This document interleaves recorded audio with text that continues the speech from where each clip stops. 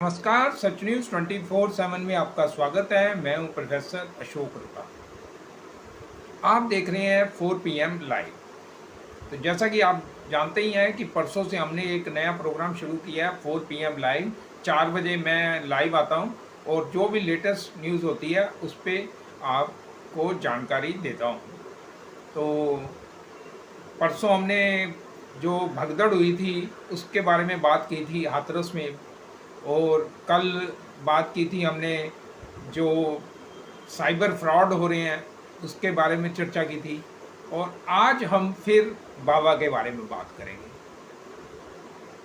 आप अगर national channel देखते हैं तो आपने देखा होगा कि 2 दिन शुरुआत में काफ़ी खबरें आ रही थी भगदड़ पे, बाबा पे, और अब धीरे धीरे वो खबरें आनी बंद होती जा रही हैं, कम होती जा रही हैं। आपको समझ आ रहा है क्यों? ये आप वीडियो पूरा देखेंगे तो आपको समझ आ जाएगा कि ऐसा क्यों हो रहा है।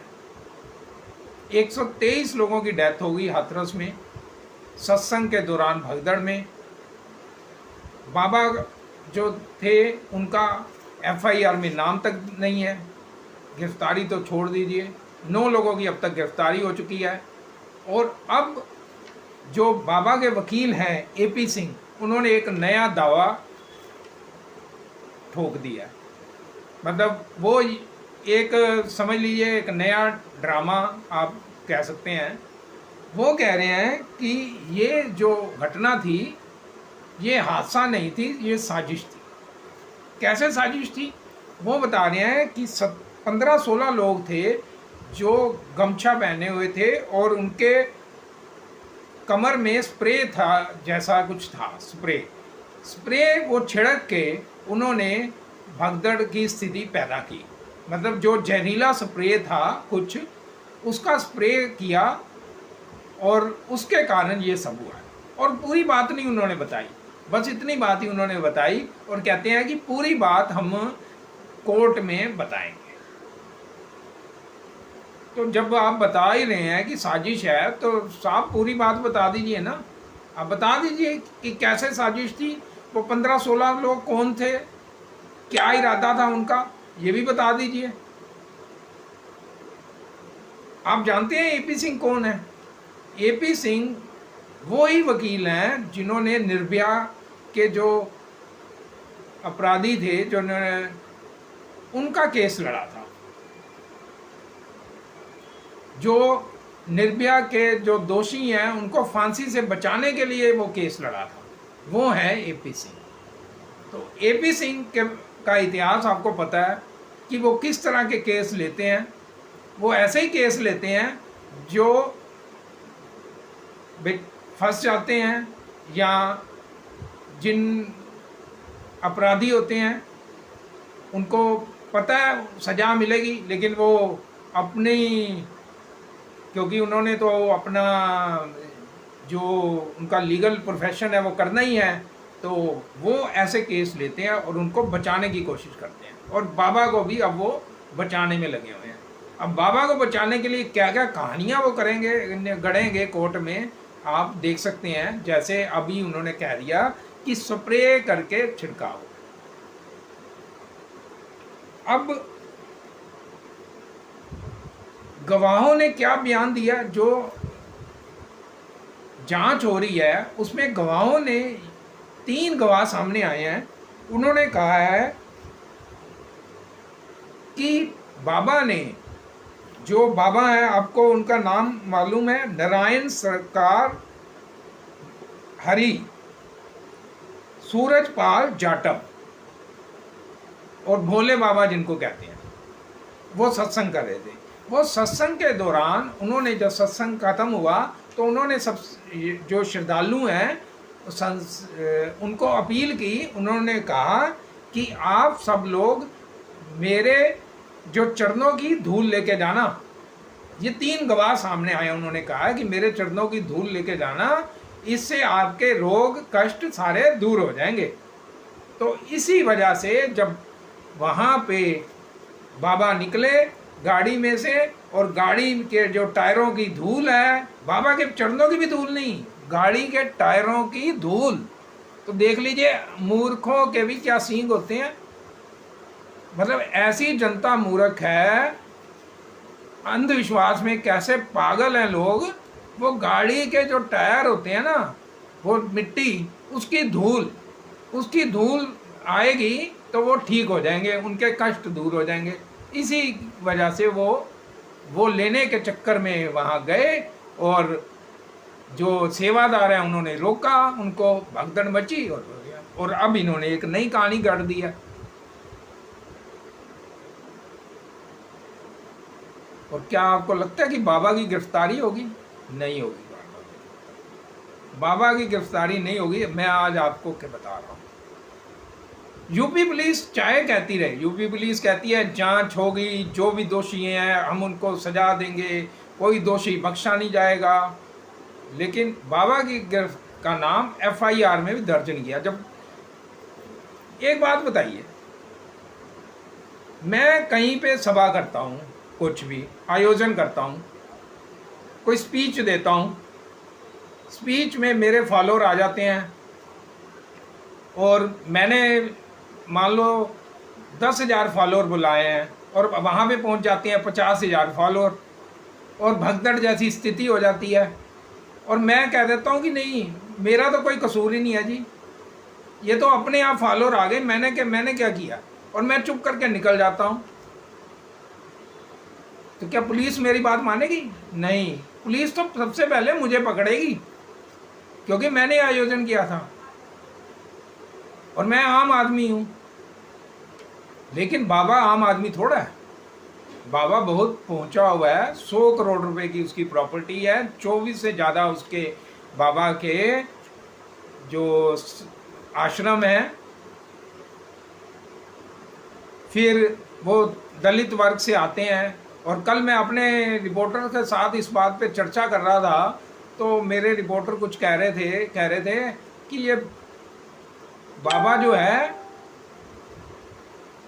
ये पकड़ा नहीं जाएगा। क्यों? बाबा के खिलाफ कार्रवाई नहीं होगी। मैंने कहा पूछा क्यों? कहते हैं यूपी में इलेक्शन है और कोई भी पार्टी नहीं चाहेगी कि वो बाबा पे हाथ डाले और जो दलित वर्ग के वोट हैं उनसे निकल जाए। तो ये सब वोटों का चक्कर है क्या? मतलब 123 लोग मर गए,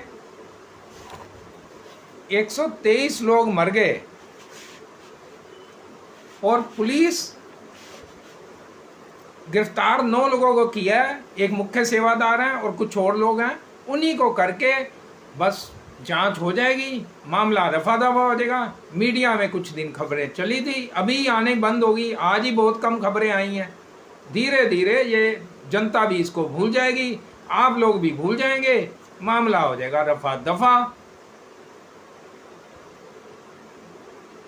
कुछ नहीं होने वाला। हमारे देश में यही होता है। अभी हमने एक खबर कवर की थी, हमारे इलाके में एक मर्डर हो जाता है और उसी की खबर हमने कवर की थी, मर्डर की। तो परिवार वाला भी रो रहा होता है कि भाई अब हमें न्याय चाहिए, पुलिस ने कुछ नहीं किया।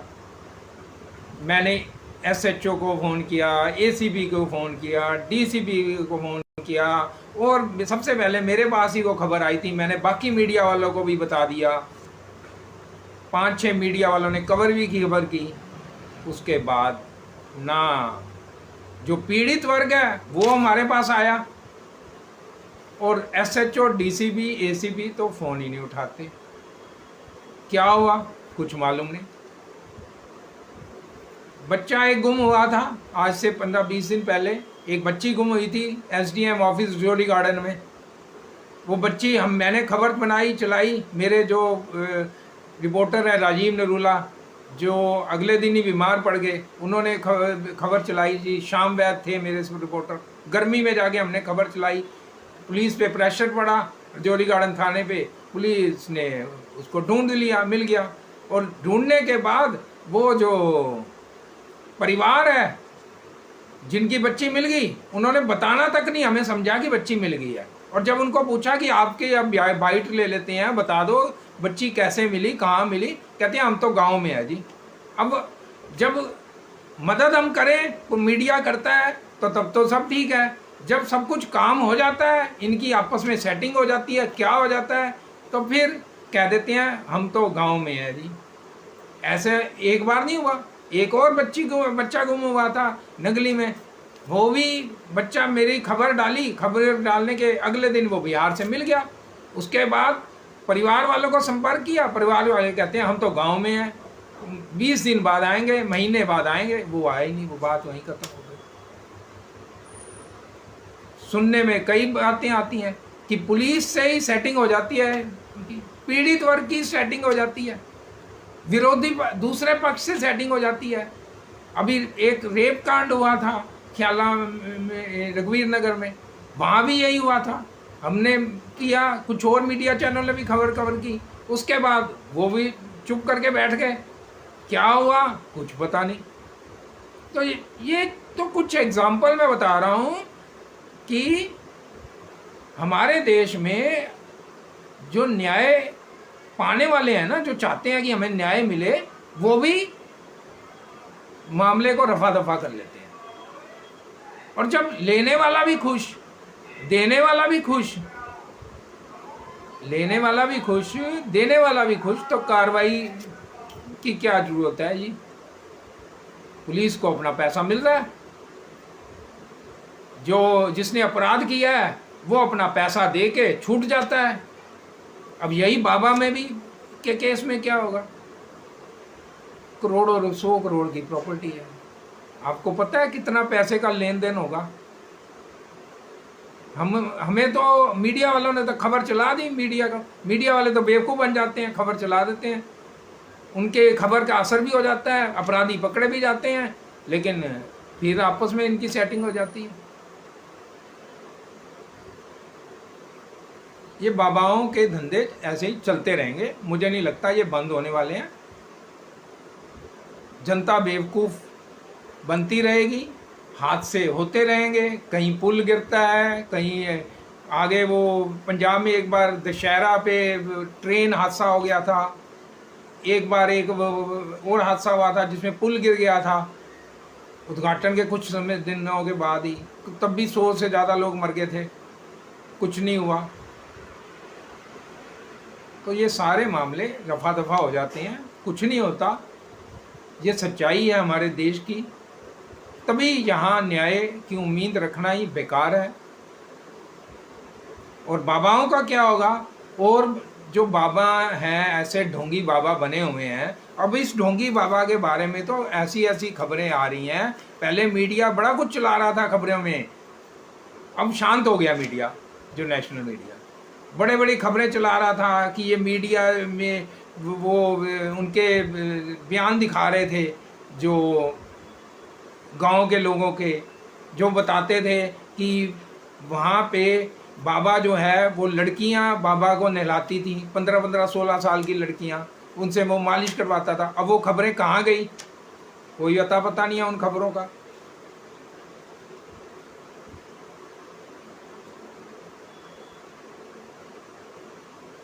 तो ये होता है हमारे देश में।